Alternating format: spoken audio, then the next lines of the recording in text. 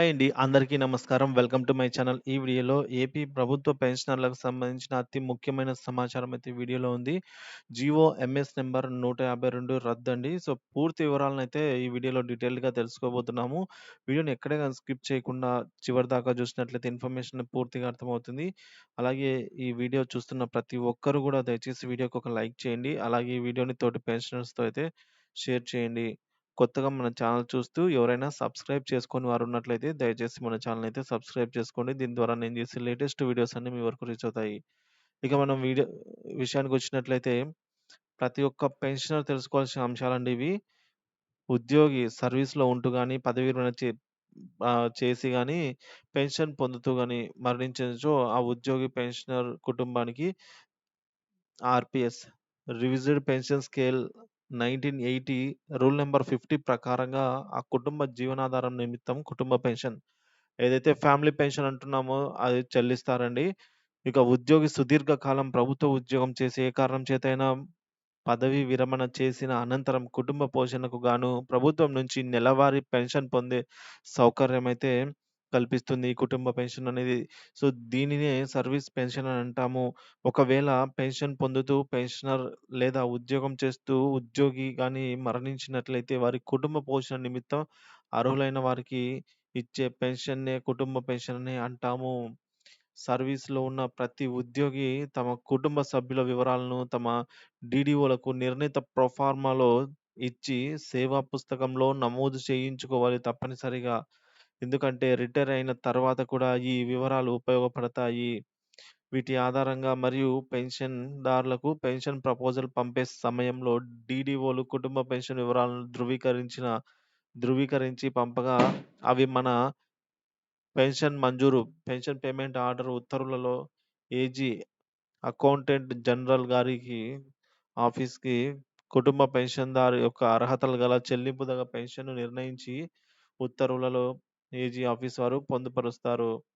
ఒకవేళ ఫ్యామిలీ పెన్షనర్‌కు అర్హత గల కుటుంబ సభ్యుల వివరాలు పెన్షన్ ప్రతిపాదనతో పంపకపోయినా, లేదా రిటైర్ అయిన అనంతరం పిల్లలు శారీరక లేదా మానసిక వైకల్యానికి గురైన, రిటైర్ అయిన చట్టబద్ధంగా వివాహం చేసుకొని పిల్లలు కలిగిన అట్టి వివరాలను rule number 52 A 12 of revised pensions rules 1980 and ruling under 3 under rule 4 of family pension rules 1964ను సవరించి ఫార్మ్ ఎఫ్‌లో పొందుపరిచి సంబంధిత ఎస్టీఓ గారికి అందించి పీపీఓలో నమోదు చేయించుకోవాల్సయితే ఉంటుంది.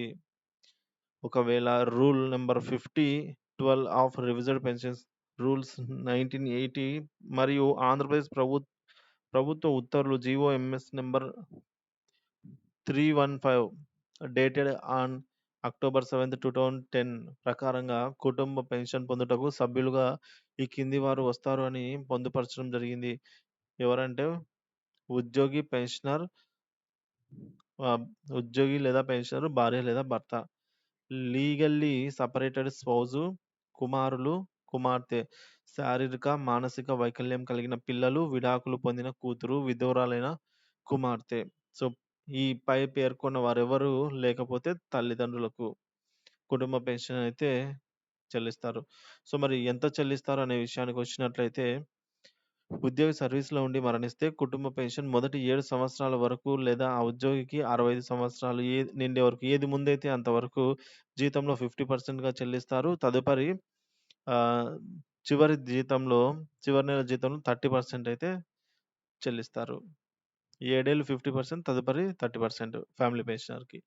అదే పెన్షనర్‌గా ఉండి మరణిస్తే జీతంలో 50% లేదా ప్రస్తుతం పెన్షన్ ఏది తక్కువైతే అది పదవీ విరమణ నుంచి 7 సంవత్సరాల వరకు కాలం వరకు లేదా ఉద్యోగికి 65 సంవత్సరాలు పూర్తయ్యే వరకు అయితే ఏది ముందైతే అది అంతవరకు చెల్లించబడుతుంది.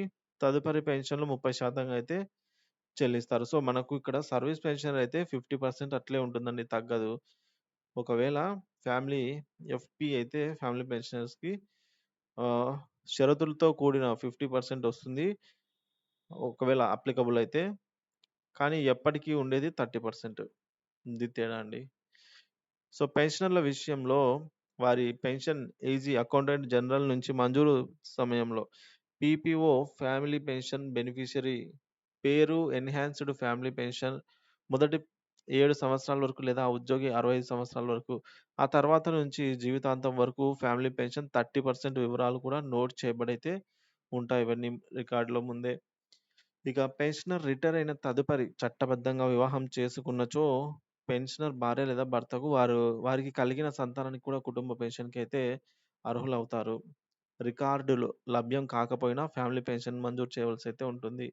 ఎందుకంటే ఫ్యామిలీ సర్టిఫికేట్ ద్వారా అయితే వీలు పొందుతుందనమాట. అదృశ్యమైన లేదా ఆచూకీ తెలియని ఉద్యోగుల కుటుంబాలకు సంవత్సరం తర్వాత కుటుంబ పెన్షన్ చెల్లిస్తారు. సంపాదన పరులు కాని అంగవికలాంగులైన కుమారులకు, పిల్లలకు కుటుంబ పెన్షన్ అయితే వస్తుంది. పెన్షనర్ చనిపోయిన రోజు కూడా పెన్షన్ చెల్లిస్తారు. మరుసటి రోజు నుంచి కుటుంబ పెన్షన్ చెల్లిస్తారు. కుటుంబ పెన్షన్‌పై డీఆర్ కూడా చెల్లిస్తారు. అలాగే కుటుంబ పెన్షన్‌దారులకు అడిషనల్ క్వాంటమ్ ఆఫ్ పెన్షన్ పొందే అవకాశం కూడా ఉంది. సో, డీఆర్, ఏక్యూపీ అన్నీ వస్తాయండి. ఇక రూల్ నంబర్ 55(1) ప్రకారంగా ఫ్యామిలీ పెన్షనర్ పునర్వివాహం చేసుకుంటే ఫ్యామిలీ పెన్షన్ అనేది రద్దవుతుంది. ఇక కనీసం 7 సంవత్సరాల సర్వీస్ కలిగి ఉంటేనే 50% ఎన్హాన్స్ ఫ్యామిలీ పెన్షన్ అనేది మంజూరు కాబడుతుంది.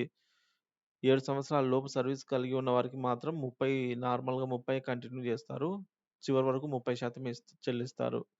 రూల్ నంబర్ 56(a)(1) ప్రకారం వితంతువు ఉంటే వారికి కుటుంబ పెన్షన్ చెల్లించాల్సి వస్తే వితంతువులందరికీ సమాన వాటాలుగా అయితే చెల్లిస్తారు. ఇక రూల్ నంబర్ 56(b) ప్రకారంగా ఫ్యామిలీ పెన్షనర్‌గా ఉన్న మొదటి భార్య చనిపోతే వారి పిల్లలకు రెండవ భార్యతో పాటుగా కుటుంబ పెన్షన్ అయితే పొందేందుకు అర్హులవుతారు. రూల్ నంబర్ 50(12)(b)(1) అలాగే GO number 335 F and P dated on September 15, 1993 ప్రకారం రిటైర్ అయిన ప్రభుత్వ ఉద్యోగి చట్ట ప్రకారం పెళ్లి చేసుకుంటే ఆ మహిళకు కూడా ఫ్యామిలీ పెన్షన్‌కు చట్టబద్ధంగా పెళ్లి చేసుకున్నారు కాబట్టి అర్హురాలవుతారు. Rule number 50(12)(b)(1) GO MS number 335 F and P dated on 15థ్ సెప్టెంబర్ 1993 ప్రకారంగా రిటైర్ అయిన ప్రభుత్వ ఉద్యోగి చట్ట ప్రకారం పెళ్లి చేసుకుంటే ఆ మహిళకు కూడా ఫ్యామిలీ పెన్షన్‌కు అర్హురాలవుతుంది.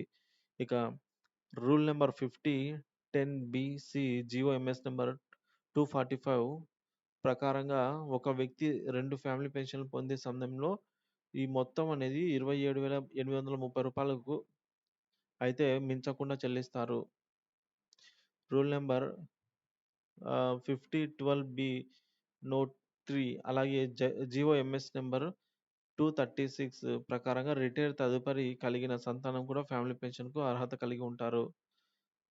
సో, ఈ విధంగా ఆహ్, circular memo number 4027/B26 pension 187 fine dated ప్రకారంగా మొదటి భార్య బ్రతికి ఉండగా ప్రభుత్వ అనుమతి లేకుండా మరో పెళ్లి చేసుకుంటే రెండవ భార్య కుటుంబ పెన్షన్‌కైతే అర్హురాలు కాదు.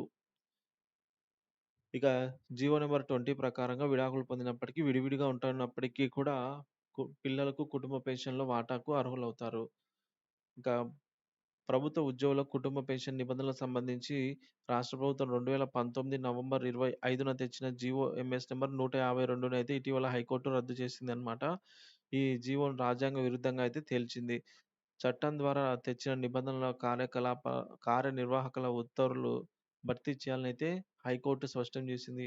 1980లో ఏపీ రివైజ్డ్ పెన్షన్ రూల్ చట్టబద్ధమైనవి. ఇందులో వితంతువు విడాకులు తీసుకున్న కుమార్తె పెన్షన్ పొందే విషయంలో ఎలాంటి షరతులు అయితే విధించలేదు అని తెలిపింది.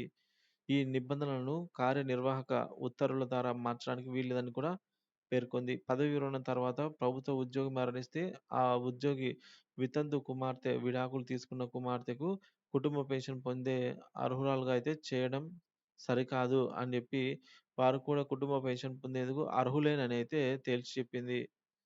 సో, ఈ విధంగా పొందకుండా ఉండేదానికి వీలు లేకుండా పొందగలిగేటట్టు. ఇక పెన్షన్ పొందడం జీవనోపాధి హక్కుతో పాటు జీవించే హక్కులో భాగమని సుప్రీంకోర్టు పలు సందర్భాల్లో అయితే తెలియజేసిందని హైకోర్టు గుర్తు చేసింది.